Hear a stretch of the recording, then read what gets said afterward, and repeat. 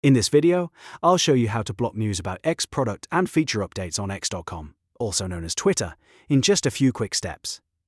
If you want fewer promotional emails and a cleaner inbox, this is the setting you need to turn off. And before we jump in, make sure to hit like and subscribe for more simple tech tutorials like this.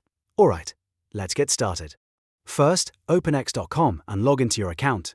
Once you're on the homepage, look at the left navigation bar and click on More.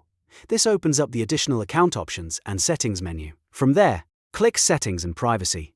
This is where X keeps most of your account, notification, and privacy controls. Next, click Notifications.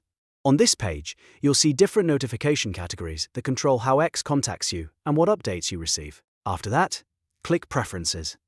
This section lets you fine-tune the types of alerts and messages that show up in your account. Now select Email Notifications.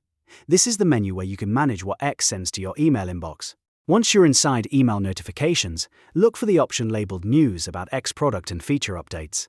All you have to do is toggle this off. As soon as you switch it off, X will stop sending you those product update emails, feature announcements, and related news notifications.